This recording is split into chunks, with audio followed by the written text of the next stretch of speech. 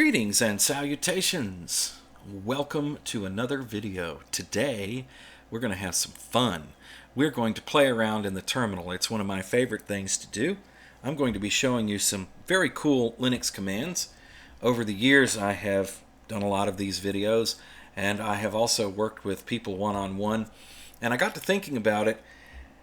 And I said, wouldn't it be interesting to do a video where I put together all of the commands that I have demonstrated that seem to really blow people's minds? You know, always get somebody who says, I didn't know you could do that. Well, that's what we're doing here today. So this is going to be a great video. If you like what you see, be sure and give it a like. It does help the channel a lot. And if you are not subscribed, consider subscribing. We got lots more content like this coming up, and that helps the channel as well. Speaking of which, before we dive into the video, I want to say thank you to all of the folks who have subscribed recently, especially the last 143 of you that have subscribed in the last 28 days. Actually, the screenshot you're seeing is from a couple of days ago. I logged in to check on the comments to see what you guys are talking about, and I just happened to see that we were exactly at 130,000 subscribers, and I was able to get a quick screenshot. I told a friend of mine about this, and he said, well, you know, you could have hit F12, which gives you the HTML, and then you could have edited it to say whatever you want if you missed it. And I thought, that's cheating. This is why you're a hacker and I'm not, you know, one of those situations. But no, this is when I really caught it. So thank you very much. It's an awesome big round number. There are more people subscribed to this channel than live in my hometown. How cool is that? There's 96,000 people in my hometown. 130,000 people are subscribed to YouTube. Very cool indeed. So, here we are. I have my list of commands. They will appear in the description for this video, so you can check them out for yourself. The first thing that we're going to take a look at is the cat command. And the cat command is a very, very, very old Unix command. And I meant to say Unix, not Linux, because as most of you know, Linux is a Unix work-alike. It is the free version of Unix that the GNU folks were working on, and then Linus Torvalds came along in 1991 and gave us a kernel, and he called it Linux. So the system is now called Linux, even though it's actually GNU/Linux. And we need to give GNU their proper credit. We don't very often. So you can just think of Linux as being another kind of Unix. Unix has a philosophy of using very small tools that users can string together to do very powerful things. And cat is one of those really old programs that goes back to those days. And to understand a bit about what we're talking about here, let me just take a moment to explain. The way Linux works, and Unix, is a very simple principle of moving data from one place to another, and the entire operating system is thought of as being a bunch of text files. So you have the concept of standard in, standard out, and standard error. Standard in is wherever your data is coming from to feed a process or a running program. Standard out would be whatever that program outputs from the data that you put in. And then there's standard error, which is another channel which is used to send error messages to some other place. Let's say, for instance, that you have a program running and its output is being sent to a file. You wouldn't see that on the screen as it would run. So standard error means that if there was an error along the way, you'd see that on the screen, but it wouldn't go in the file. There's ways to redirect all that and make it do what you want to do. But that's the basic concept. So just input and output to a process. So what we're going to do is we're going to take advantage of that idea, and we're going to use the cat command to generate a text file. We will be creating a text file without using a text editor. You don't need to open up Nano or VI or GNOME text editor or whatever it is that you use. You just can create a small text file this way. And it's actually very powerful. So the way we do that is this simple command here. So we're going to cat, and it would help if I spelled that right because we don't have a program called K. So we're going to cat myfile and txt so we know what it is. In Linux, you really don't need to have a suffix to a file like that, an extension, but it helps you to understand what you're looking at, so I provide them a lot of the time. So let's go ahead and analyze what we're doing here. The input to cat, in this case, is going to be the keyboard. So standard in is what's coming from the keyboard. Standard out, we are diverting into a file called myfile. That greater than symbol there, what that does is it just takes the output and puts it directly in a file. So let's go ahead and hit enter.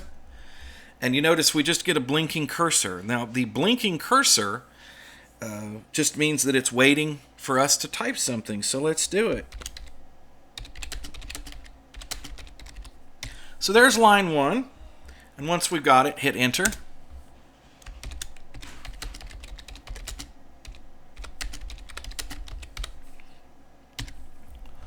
There's line 2. Hit enter. We've put the line in. We can edit a line as we're going along. So if I wanted to do something like this, and I wanted to change that to a question mark, then I would just use backspace and do that. But I cannot go up. If I try to go up, then I get a weird character set there that's saying, no, you can't do that. Actually, that's what the up arrow is. And usually the command line interpreter, in this case we're running bash, would know that that's an arrow up. But since it doesn't work with this program, we just see it on a screen. So we'll hit enter once again, and we're done. And we're going to go ahead and put our data into our file. All of this is happening in memory in the computer at this point. We have not actually created the file. So we will do Ctrl+D, which tells the terminal to tell the program, I'm done sending data to you. We're done now. So here we go. We don't get any output on the screen. If you don't get any output in Unix and Linux, that usually means that it worked. If it just kicks you back to a prompt, you're ready to go. So let's use cat to look at our file. No, well, I hit enter when I shouldn't have, so Ctrl+C to get out of that. Let's try that again. Cat, and we're going to look at our file, which is going to be myfile. See, I launched cat, and cat didn't have anywhere to go. In that case, if I would have started typing data, it just would have all appeared on the screen at once when I hit Ctrl+D. So we're going to actually read what's in that file using cat. There you go, right there. Just to prove that it is just a simple text file, let's do that in nano.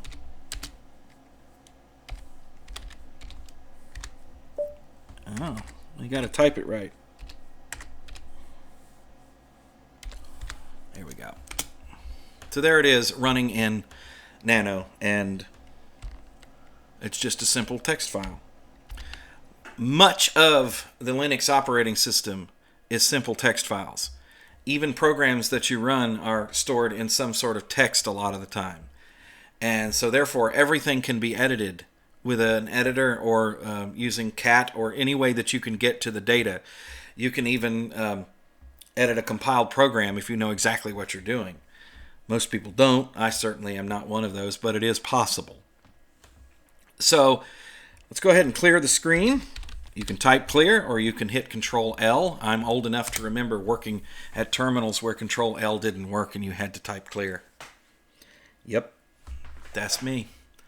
So now what we want to do is take this one step further. So this is where it gets really useful, because when you are trying to configure the system to do something, sometimes you will be told to add a line to an end of a configuration file. There's several ways to do that. You can open up an editor. You can use echo with a redirect like we've been doing with cat. You could put one line in at a time. Some people will do that. Or you can use cat so you have a little bit more control over it.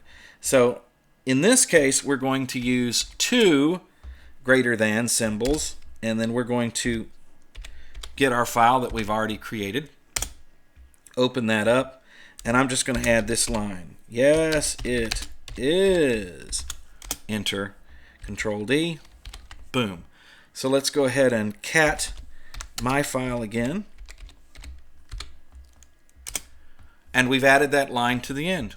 Super duper easy to do. That is using cat as a simple text editor.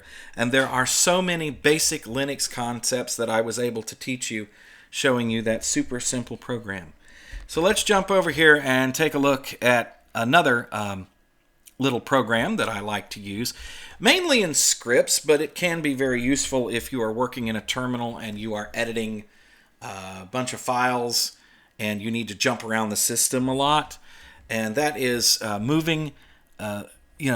navigating the system by putting directories on a stack. Now, everybody knows about CD, so you can change your directory, right?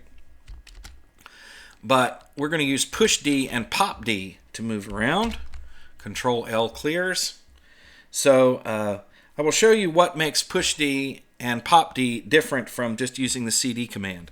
This is very useful in scripts, by the way, because when you're writing a script or writing a program that is going to be compiled from a bash script, then what you end up with is a need to know the logic of what's happening. Like if you actually have to change a directory within the environment the script is running in, you want to know exactly where you're going and how to get back, and that's what this provides.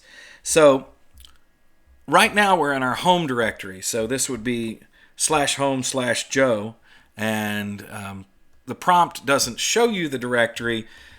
So the way the prompt is set up, usually in Ubuntu and Debian, this is what you get. This means you're in your home directory. But if you're ever curious and you want to know exactly where you are in the system, should you get in front of a system with some weird prompt that doesn't show you the directory or anything, pwd will do that for you. So we are in /home/Joe. So I'm going to use push-D. Let's say I'm working here.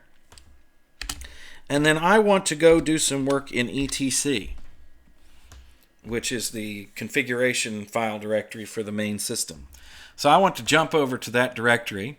I could just do cd, but we're going to use push-D, and you're going to see that it's got this thing that comes up and says that we are in etc, and the program that it shows next is the home directory, which, by the way, is abbreviated with just the tilde like that. So what it's telling us is that this is the stack that we have created, right? Now, we could use pop-D, and it'll just take us right back to where we were, which would be our home directory again. Now, we could do that with just typing in cd as well, because if you just type in cd wherever you are in the system, it'll take you back. But here's where it gets interesting. Let's say that we want to go to etc, and we're working in here for a while, and now I need to go to, let's do usr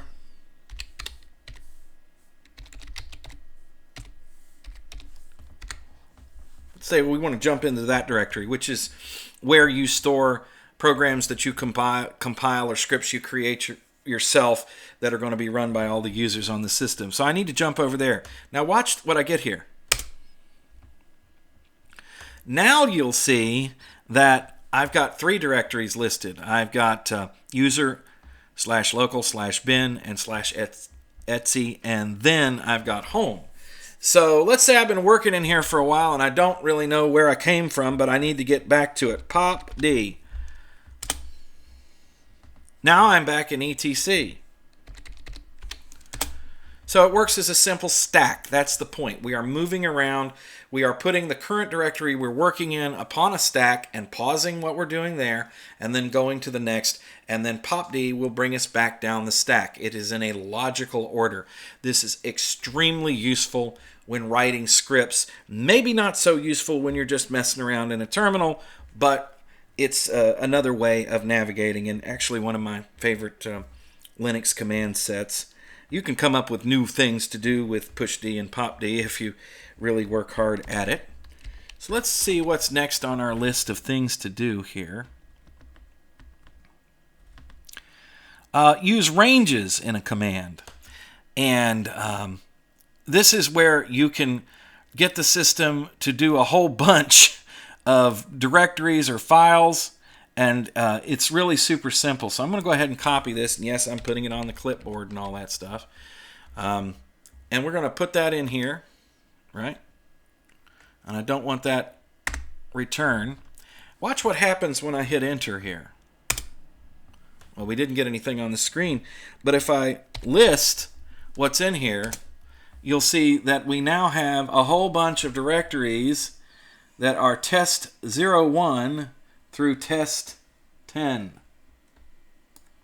Right there, over here on this side of the screen. Upper left-hand corner, you can see that going on. So that's very powerful. If you need to create a bunch of dummy files for some reason, or you're trying to feed information into a command, you can put a range in there. It can also work with the grep command, where you can limit a range. In other words, if there are like thousands of things, but you only want to see from here to here, that's how you would do it.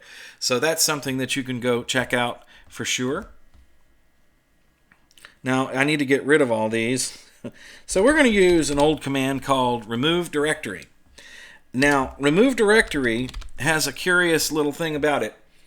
It only removes directories that are empty ordinarily. You would have to feed it a very special argument to get it to not do that. And so then we're going to use a glob or a star, whatever you want to call it. And we're going to tell it that I want to remove all the directories named test. So let's list ls again. They're gone. So they're not cluttering up my home directory anymore. And by the way, just an extra here, you could do anytime that you're sitting in a directory, and let's say that you had a bunch of unused directories in here and you wanted to get rid of them, you could just do remove directory and then give it a glob or a star or a star. I was almost going to say that was a pound, but no, that's not. That's what people call a hashtag these days, is actually a pound. But anyway, if you do this, what it will do is go through the entire directory and look for empty directories, and they're the only ones that it can get rid of, and it won't touch regular files either. So very useful little command there. Indeed. So let's clear the screen, and we will move on to our next little command. Let's see, what do I have here? Tune2fs. This is a group of commands, actually, that what it will do is let you change things about the ext4 file system. Most of you who are running any kind of Debian-based Linux are using ext4 these days. I prefer ext4. It's my favorite of all of the Linux native file systems for hard drives. And so I know how to do some pretty interesting things with it. And this is one of them. So Tune2fs, in this case, we're going to use it to adjust how much reserved space. Hold on, I want to be here, not jump over there. Yeah, I wanted to change the desktop within my machine there. So what we're going to do is we're going to use this to actually reduce the reserve space. The reserve space in an ext4 file system is set aside to be used by the system itself. It's there in case some program goes crazy and starts generating data and actually fills the drive completely up. The Linux operating system will stop working if it doesn't have drive space. It can crash it just dead. So what the system does when you format a drive with ext4, it will set aside a little bit of this reserved space. What if you are on a small system and you don't want to have a bunch of space taken up for the system? Or the reverse would be, what if you had a great big home directory drive? It was like 4 terabytes, and so the reserve space in that case would be a huge chunk that's just going to be wasted. You can't use it. So this is how you would modify it. So we're going to do sudo tune2fs, and we're going to do -m, and then we're going to tell it what we want the reserve space to be. In this case, we're going to do it to 1%. Okay? And before we finish the command, what we're going to have to do is go figure out, I'm going to run ls block here, what drive we need to do this on, because we need to figure out what file system we're running on. And in this case, it would be VDA2 right here. That's our main drive for this virtual machine. So we are going to do dev VDA2. Now we're assuming, of course, that that is an ext4 file system, and if it's not, it'll tell us that it can't change it. Let's see what happens. It asks for my password. And now it changed the percentage to 1%. The standard is 5. It's usually set at 5. You can also run this command to do 0. This would be on a drive that's just holding data that the system is not using to execute programs. In other words, the system itself does not live on it. This would be a separate home partition on a single drive or another drive in the system. So we can set that to 0 if we wanted to, and now we've set it to nothing. In this case, this is running the system, so we're going to put this at 1%. And that's how you do that. And there's a lot more other things that you can do with Tune2FS. You can change a lot of things with your ext4 file system, or even old ext3 or ext2 if you have any of that running around. It all works pretty well. And just be careful, you are working with your main file system where everything lives. Changing the percentage of reserve space is pretty innocuous. You can't really break anything that way. At least I hope not, right? So what do we have next? The watch command. Let's talk about that. That's a useful command. So if we use free, and we'll make it humanly readable, what we'll get is how much memory the system is using at this point. So it's telling us that we have a total of 3.8 gigabytes, 1.2 gigabytes is being used, and what's free, and all that other stuff. That's great. But what if we're trying to figure out how much memory a program uses as it runs? We can use the watch command. So it would be watch free/h. And now you'll see that we have a date that comes up and the clock, and it's going to show us in real time how things are changing. Now, with this particular example, not a lot is changing because we're not doing a whole bunch, but there are other reasons that you may want to watch the output from a command, and it'll tell you all kinds of interesting things. To get out of this, Ctrl+C. That's the universal break command, and you're out. So you might find that to be useful. At least I have in the past. Let's see what we have here. After the watch command. Okay. Let's talk about opening up a new bash environment and doing it as an administrator. So in the old days, on a Unix or Linux system, and even some modern Linux systems, what you would do is create a root user account. This would be a full account, and to do anything on the system that would involve changes that would affect all the users on the system, you would have to log in as root. On a Unix computer or a Linux computer, root is God. He is the super user, and he can change anything. He has access to everybody's data, and this is the one person that's running the entire system. Way back in the old days, when Unix was running on big mainframe computers that may have hundreds of people logged in on terminals, you needed to have some way to set up security. That's how they did it. Well, in Linux, we inherited that. But with Ubuntu and some other operating systems like Linux Mint, and I'm trying to think of who else does this, but there are a few. What you will do is not create a user account for root. The account doesn't exist. It has no password. If an account has no password, it is effectively locked. You have not created the account. The user does not exist. So in Ubuntu, to get anything done as a root user, we use sudo. Yeah, I know I say sudo, a lot of people do, which is either substitute user do or super user do. Either way it works. So like if, I think in Ubuntu they have it in here where you can do it this way, but you don't have to. So if I want to act as root, I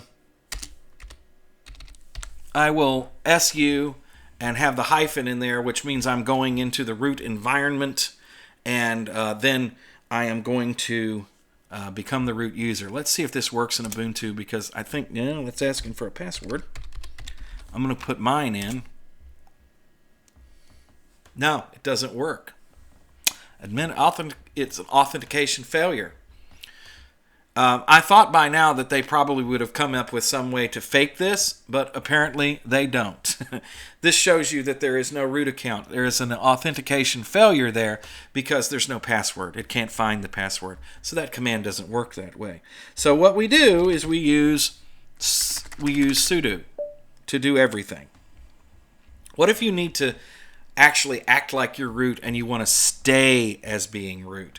In other words, you have a bunch of things that you would like to do as the root user and you don't want to type in sudo every time. You can do it, and I have to warn you that this is dangerous, because if you are running as root with elevated privileges all the time, you can make a mistake which can bork up the system. If you don't know what you're doing, this is dangerous. So even if you do know what you're doing, proceed with extreme caution. But I'm going to show you how it works anyway. So the first method is to just open up a new shell, a new bash environment. So what we're going to do is we're going to open up another shell that's going to be running on top of our regular user shell that we're using here. And this one will have elevated privileges. Let's go ahead and do that. And I had already put the password in, and the system remembered that. So now I am root at Ubuntu, and it's telling me that I'm in my own directory, though. I am running as root in my own directory. I am not in the root directory. To do that, you would just have to do this. So if you want the changes that you make to the personal account to show up as root, then you would do this. And you'll notice now it doesn't show us a directory. We can use whoami to actually see what user we're operating as, even though the prompt is telling us. It says I'm root. Root doesn't exist on this system, but we're acting as root. And this will not time out. It will not go away. It's going to keep working. So let me go ahead and exit to get out. And when you do that, this will return you to your regular shell, which is still running. Because we're just running a shell on top of a shell at this point. We are becoming another user running on the system, but we're still running in the background. So now I'm back to being me. Run whoami. It says I'm Joe. Very cool indeed. And that actually just taught me something, because I was under the impression that using the su root command there would actually maybe do the same thing that I'm doing now, but apparently not, because root is not activated on Ubuntu. There's another way to do exactly the same thing. Whichever one is easy for you to remember is fine. It does the same thing as near as I can tell. If we do sudo and then just give it the option -s, it puts us in the same situation. And then once again, if we cd a root, now we're acting 100% as the root user. Any changes we make to any programs will be saved into the root user's home directory, which is simply called root in the system. Pretty cool, huh? Once again, to get out of that, exit. It's pretty much the same thing. So very useful little command if you are working on a system and for some reason or other you have to be root and you're tired of typing in sudo and passwords and all that other stuff. But be careful. It can be a bit dangerous. And this time we'll type clear just because. Okay, so let's see what's next on our list of fun here. This is one that I really like, and that is using the wget to grab files off the internet. So we're just going to grab this entire thing. I'm going to copy it because wget, all it does is download files. So if you see a link online to a download, if you copy that and then open up your terminal and type in wget, right? And then you hit enter, which is what we're about to do. Then you'll download it in a terminal. Of course, if you're working on a server that doesn't have a desktop and you have no way to point and click, this is how you get files. There's another program that does it. It's a little bit more secure called curl, but wget is kind of old, and I like old Linux programs. So let's go ahead and do it. And this is what it looks like. It went out there and it found Google Chrome, and we have downloaded that. And to ensure that we've got it, we just look at our home directory and you see there's google chrome.deb. We went and grabbed that. How cool is that? Have fun. There's a lot of times that I'll be downloading things like ISO disk images for operating systems that instead of doing it in the browser, I'll just grab the link, open up a terminal, throw it in there, and download it. wget puts whatever it downloads in your current directory. So if you just navigate to the directory you want to go to, like if you went to downloads first and then ran that command, then it would put it in downloads. Okay, this is kind of just for fun, but this is also one of those things that kind of blows people's minds. This is more for writing programs, writing bash scripts, than it is for something that you would do in a terminal while you were working in it. But what if you wanted to make your cursor just disappear? Let's make the cursor disappear. So I'm going to copy this and we'll clear this. And we're going to put this command in. I've lost my cursor. Where did it go? Well, it's still here. I can still run commands. I just don't see it. Now, this is really useful when you are writing a script that comes up to a menu. So it's not something that runs straight through, but it's interactive. And you don't want to have that cursor blinking in some odd place on the screen. Because if you write case menus, which is a kind of menu that you can write in a script, the cursor usually starts blinking somewhere. And this way you can make it go away while that case menu is up there. And so I have no terminal, but don't worry, I can type. So how do I get rid of that? Well, there's another command here, which would be simply to bring the cursor back. So to make it back, we use the tput command again, copy, and I'm copying just to avoid typos so people don't point at the screen and laugh, but I know you're going to do that anyway. So now we'll bring our cursor back. There it is. It comes back. Like I said, that is very useful in scripts. If you have the program in a mode where it's just showing information on the screen, like it's outputting information, you can use this, and then you don't have a blinker somewhere on the screen. Kind of cool. All right, fixing a terminal that's gone crazy. This is actually a big one. So if you're working in a terminal like we are here, and all of a sudden something stops working, or you make a change, let's say, to your profile directory. This works, by the way, with any sort of configuration file. We're going to use the source command. What the source command does is it tells the system, go get this information again. And the abbreviation for the source command is simply a period, a dot. So we're going to do that, and then we're going to do dot profile. Now watch what happens. Nothing, but it reread the profile. The profile in your terminal is where all of your you have that's the beginning of the when you log in. The profile has information about your account, and it also accesses bash rc, and if you have any aliases stored in the alias file, all of that gets loaded. It starts with profile. So as a matter of fact, why don't we just take a look at profile? So we're going to use less, which is another way to read text, and we're going to look at dot profile to see what's in there. Really, there's not much these days because, get it right, Usually a lot of this is stored in bash rc, so let's just go take a look at what's in there. And here's our profile command, and this is the first part of it.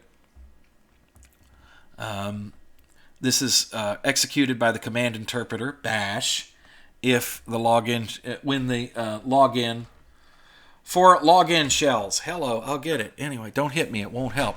This file is not read by, well, I don't know what that means, but you can figure that out for yourself. Okay, so what's in here? This is what's in here. It's a very short file. So the first thing it does is this if statement right here. If we're running bash, it goes and looks for your bash rc file, which pretty much sets up your environment. So the first thing it's going to do is, if there's no bash, that's what this first part, it's, in other words, if you're running another shell like fish or sh or something else like that, or ksh or whatever, I guess, then it would default to something else. If it's not there, then it, or if it is there, it will run bash rc. So it goes and looks for that right here, and then it runs it. And it sources it. It puts it in the, there's your source command right there, what I was just talking about, and it sources this file right there. So it's using variable here to, it doesn't have to know who you are to do that, and that's how it does that, because that variable contains your home directory. And let's see, what else do we have here? We're going to set a local bin, and we've discussed that in past videos. If you create a directory in your home directory called bin, bin, lowercase, this looks for it, and it adds it to the path, so things in there will be executed. And then down here, it also looks for another place that you could store certain stuff, and that's right there. So if you have our home directory /.local, which is a configuration folder, and then our directory, either way, interchangeable, and then bin, then it'll look for that. That's all this does. So that's how that works. Now to get out of less, you just use Q. And so when I do this, I'm sourcing the profile like that. And when I do this, it reloads all that stuff in the background in case something is off. So let's also just real quick walk through bash rc, which is really where all the meat of the action is. If you've never looked in this file, it's pretty awesome. So we're going to just look at bash rc, and we will kind of page through this. And let's see, there's all kinds of stuff here, like how big can the history be? Well, we'll keep 1,000 commands in history, which we're going to look at here in just a little while. There's a command that we can use to access that. And it's pretty good. It's well annotated. It tells you what everything does in here. You can put aliases in here. And you can go down to the bottom of bash rc. You can add your own little functions.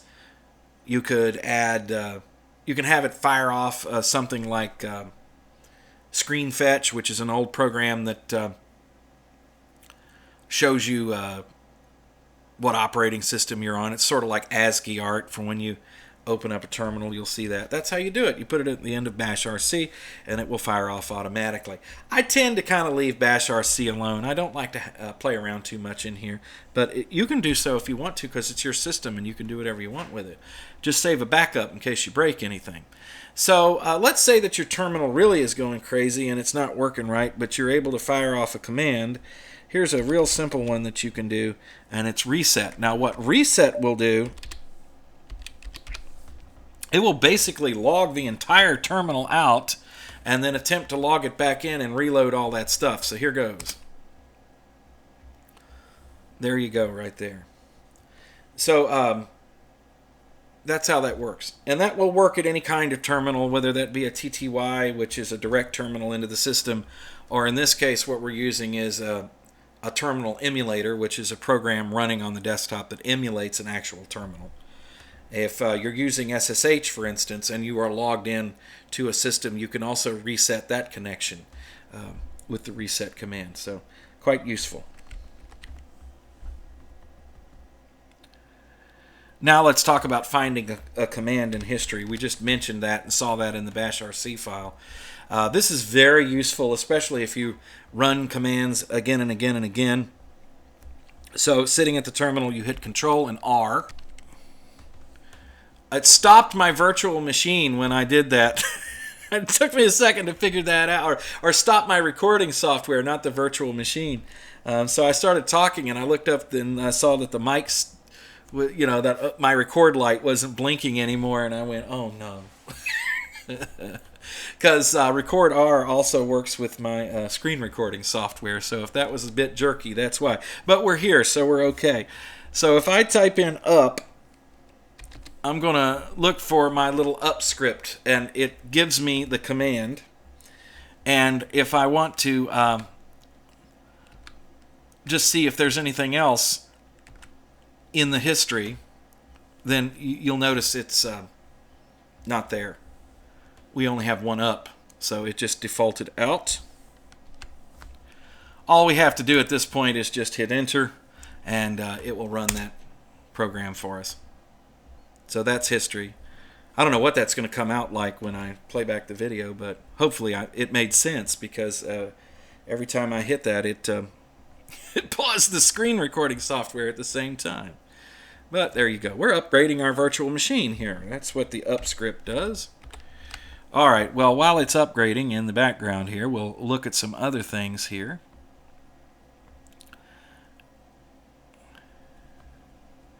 Let's see.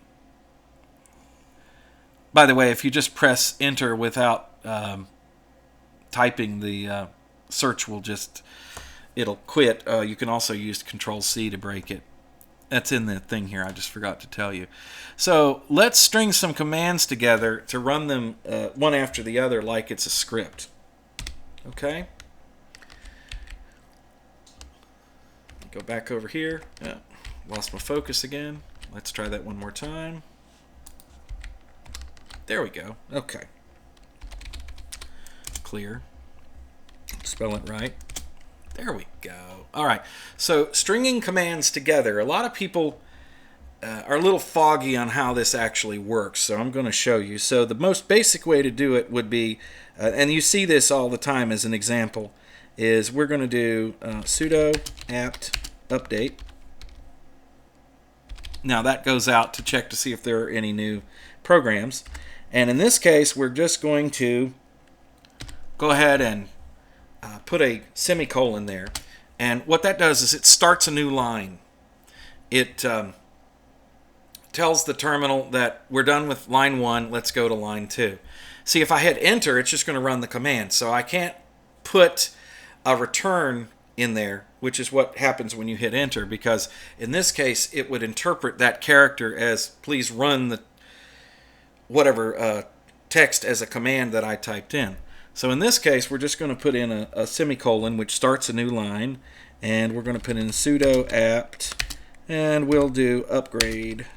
Now we just ran that because we were playing around with that up command there. So we can go ahead and take that out of there. I don't think we need that. Just upgrade, right? So let's see what happens.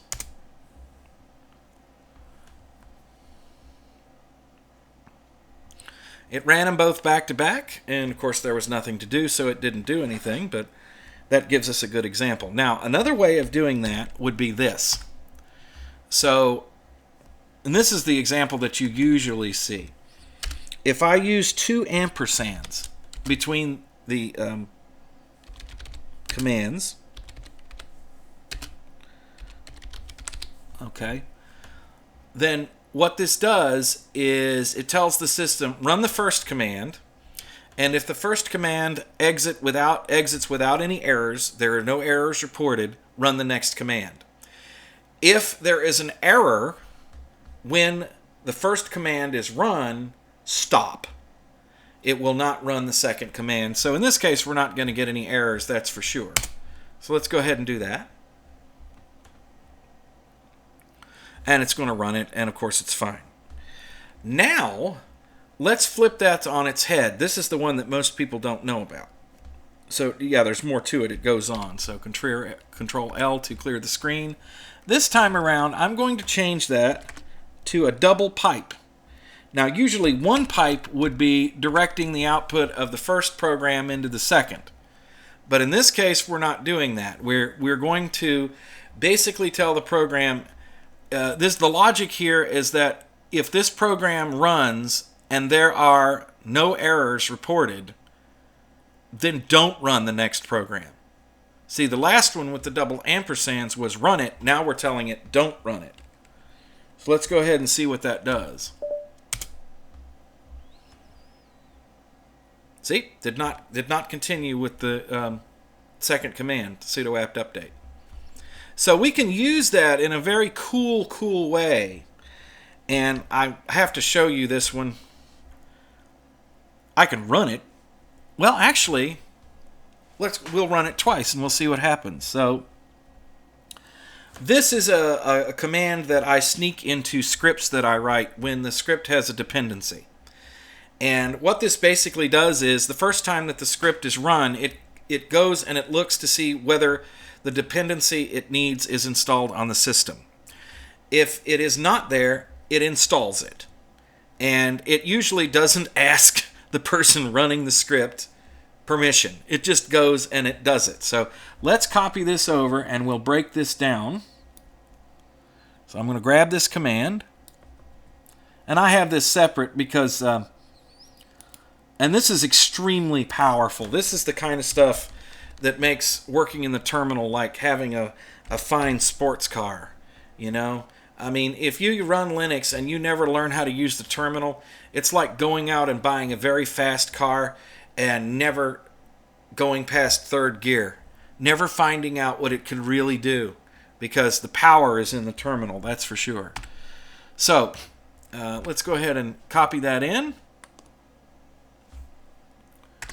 And let's go through it one step at a time. So the first thing that's going to do is it's going to run the dpackage list. It's basically, I'm asking the system, this is for a Debian system by the way, to run dpackage and tell me all of the programs that are installed. So I get that list, and then I use the grep command to find gdeb somewhere on that list.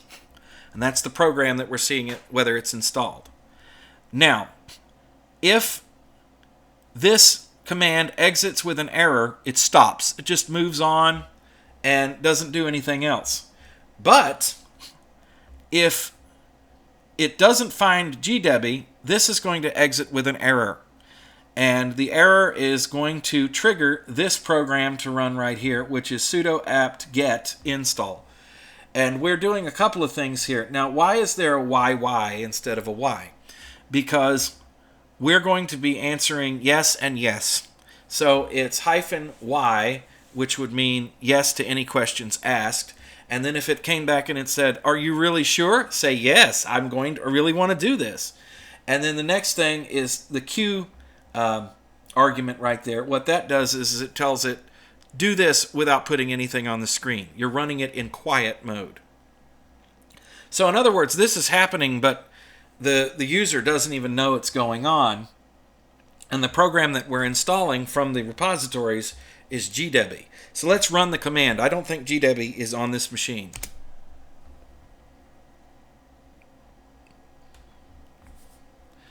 So it should have ran that.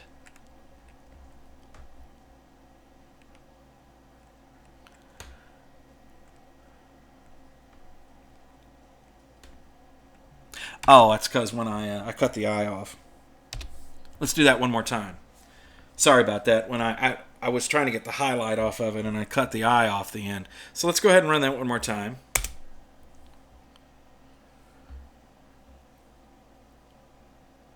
So it grabs all the stuff to install gdeb. Didn't ask. It didn't tell anybody it was doing it. It just went off and did it.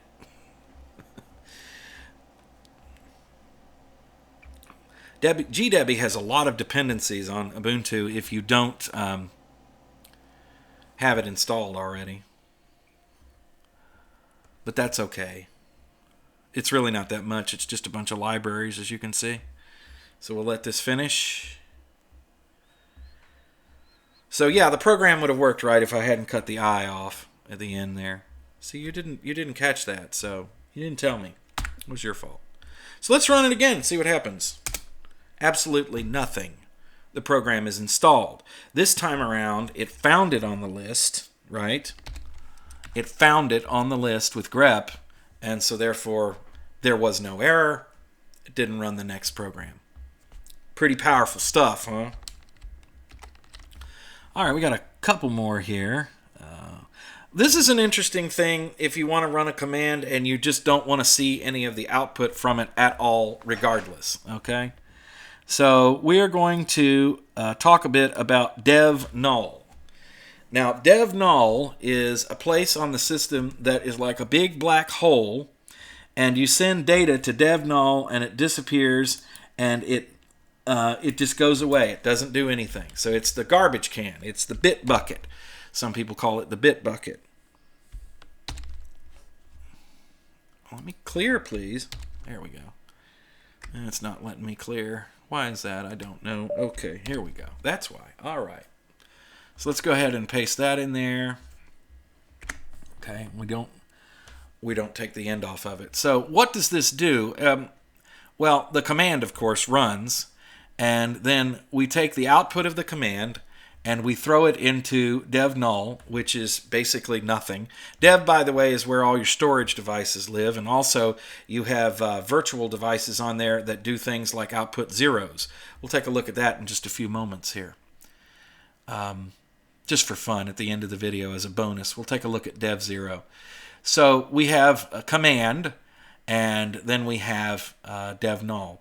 So let's put a command here instead of just running nothing. What does that do on the end? I'll tell you in just a second. I should have told you that before I started messing around here. But all right. So what does this little thing on the end here do? What it does is it tells the system to not only put the output from ls, the normal output, the standard out, into dev null, but also standard error. So it's everything the program generates goes into the bit bucket. So let's go ahead and run it. You're going to be surprised because what happened? Nothing. Because we took all the output from ls and we threw it into the bit bucket. So let's say we want to look for a file that doesn't exist. Flark. There's no file called flark. Well, look, we get an error, right? No file or directory. So let's do that with ls again. Okay, we're going to do ls. And we're going to look for a file named flark. Just to prove to you that this doesn't work. Nothing again. Now if we change that and we take this off the end, watch what we get. We see the error message because now we're just sending the output and not the error output. So it's standard out and not standard error. We see standard error and we are sending standard out to dev null. Pretty cool, huh? That is very useful in scripts if you want to run a command and you, for some reason, don't want it to come up with any output. There's a subsystem that runs on a lot of Linux distributions called Anacron, and you can write a script for Anacron and it will run and do some sort of function, and by default it throws the output into system mail. Most people don't even know how to look at system mail, but it exists. The system can send you an email and it'll throw it in a place called spool in the var directory. And if you don't know where to look for it, you don't even know it's there. So in this case, with Anacron, you could have a program that's running and that program is constantly generating these little emails that are sitting in the spool and they're just taking up space for no reason. So generally speaking, when you run things with Anacron, you'll dump all of the data into dev null so it doesn't go anywhere.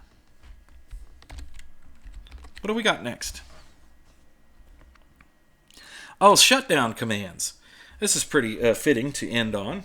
And then I'm going to show you dev 0 just because. So let's see what we get here.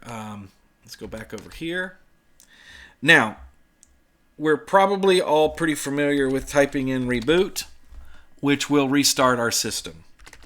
And also there is power off in Linux, and that will turn the system off. If you spell it right, it will. But there's actually a way to do this at a specific time or on a timer. Windows does not have this functionality. It used to be that you could download a program that would do it called shutdown timer, and you could run it in the background and it would do this for you.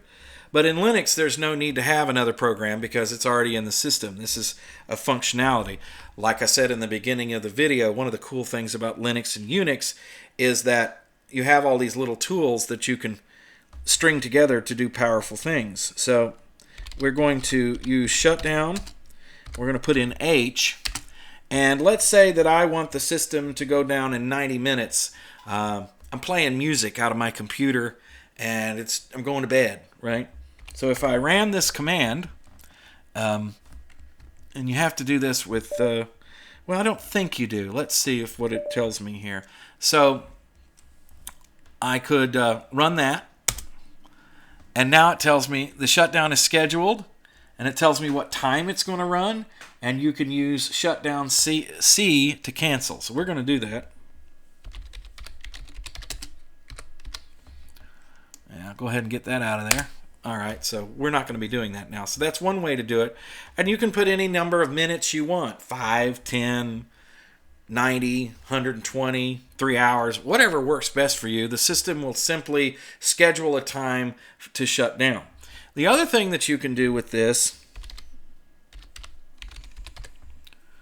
and we're going to use the H, which means halt. If you leave this off, the system might not stop. It just might hang up and not do anything.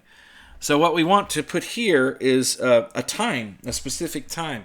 Let's say that at 7 o'clock tonight, we want this system to shut down. So we're going to put in 1900. And now it is scheduled to shut down at 1900. Remember, we just put minutes in before. Now we're telling it exactly when to shut down. And yes, it has to be military time. So stop that out. Now, another thing that you can use, do this, is shutdown.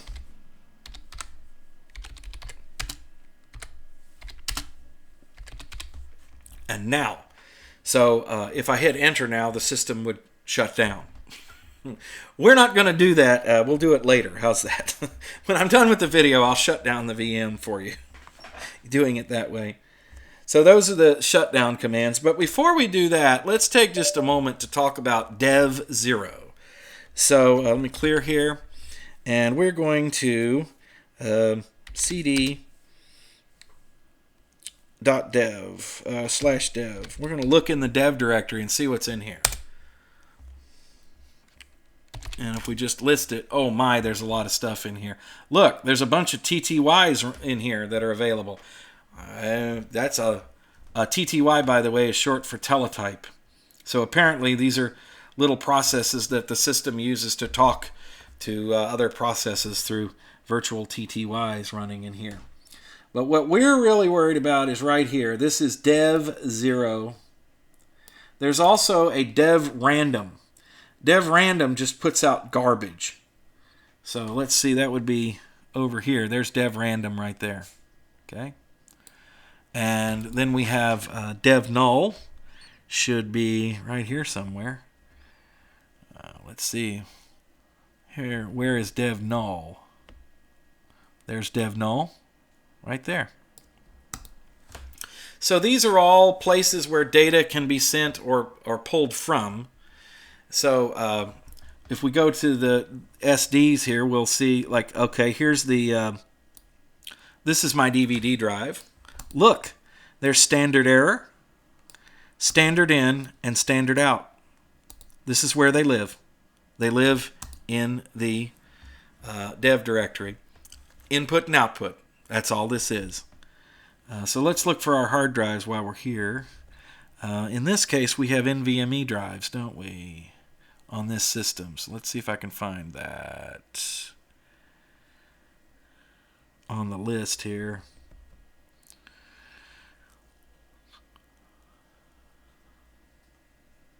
NV.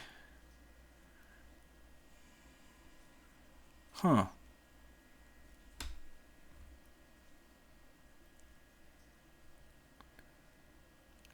You guys are probably seeing it and I'm not. It should be right here, NVMe.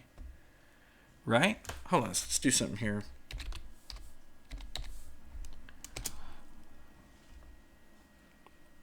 Oh, it's not here because I'm looking on the virtual machine. I thought I was looking on my main system for a minute there. I'm looking for an NVMe driver because the main system has an M2 drive on it, an NVMe drive. Duh. In this case, we're looking at VDA, which is a virtual drive in there, and that would be our main drive. So let's go back to what we were doing. I like at the end of these videos how they get kind of all over the place like this. I don't know about you guys, but this is kind of like we're poking around and learning together when I, get a little crazy. So VDA1 is our boot directory. It's over here. And VDA2 is the actual, not directory. This is the boot partition on the drive. We'll get it right. This is the system partition, VDA2. So that's where that lives. Gee, took long to belabor that point. So we're worried once again about dev0. Let's create a file and fill it with zeros and look at it with cat. All right? So how are we going to do that? Well, we could use cat, but there's really no way to stop it. Dev0 is pumping out zeros all the time. Okay? So that's not going to work. So we're going to use another ancient command called dd. dd is a very powerful command that you can use to kill hard drives. You can blank things. You can just basically copy one thing to the next. All dd does is move stuff from one place to the next, but it has a lot of strange uses. You can use it to zero out a hard drive. That's why I did a video about it not too long ago, a couple years ago, called dd, the Disk Destroyer. You can go check that one out if you want to. All right, so we're going to use dd. And we are going to, the input file equals dev0. I've done this in forever, so I might screw this up. And the OF file is going to equal, we're going to put it right here in this directory, so we'll just give it a name. We'll call it 0. So we're going to create a file and fill it with zeros. Now, what we have to do is we have to tell it a specific amount of data to do. If we don't, it will just keep going and going and going forever. So what we're going to do is we're going to put in, let's see, let's do block size equals 24K. So a block is going to be 1 meg, right? That's what that is. And now we're going to do, that's not a meg, but it doesn't matter. Block size is 1024K, and we're going to do 1 block. So we do a count equals 1. All right, here we go. So 1 kilobyte. Is that a kilobyte? Is that what that is? 1K? I guess so. Yeah. Duh. So we're going to make a file called 0 that's full of nothing but zeros, and it will be 1 kilobyte big, right? Let's see what happens. Invalid number. Oh. I left a space. Yep. 1 megabyte. I did it. Copied. That is 1 megabyte. So it's, 1024K is 1 megabyte. I was right first time around. Duh. So let's look at our file and see what's in there. And let's use our good old friend cat to look at our 1 meg file.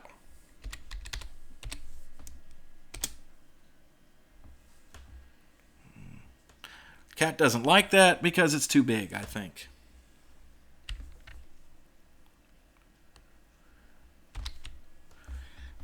let's try nano. Our file might be too big. We might have to make it smaller.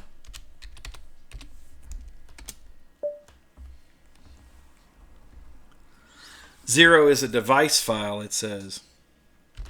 Oh, I know why that's doing that.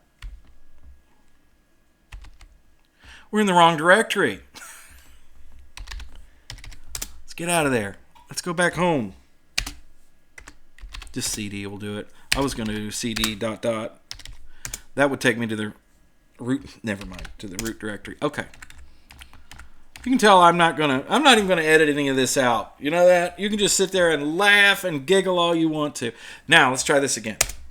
Now we've created a file. We should be able to see it.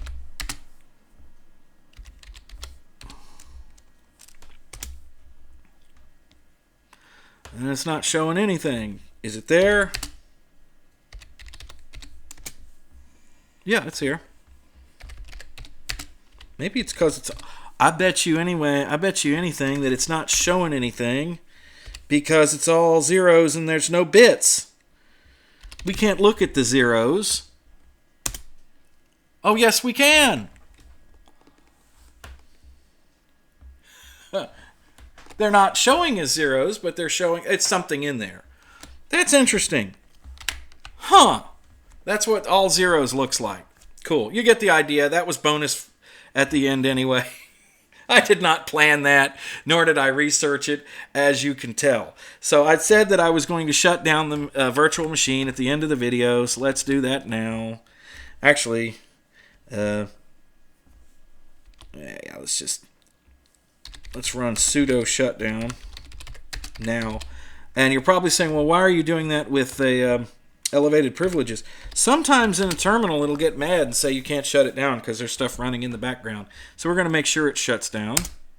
And it asks for my password. And said bye-byes. Ubuntu is shutting down. Thank you for watching the video. This was a lot of fun. I hope you enjoyed it as well. We will be doing something cool like this again soon. Of course, as always, your comments and suggestions are always welcome. Thank you for watching the video, and have fun playing in your Linux terminal.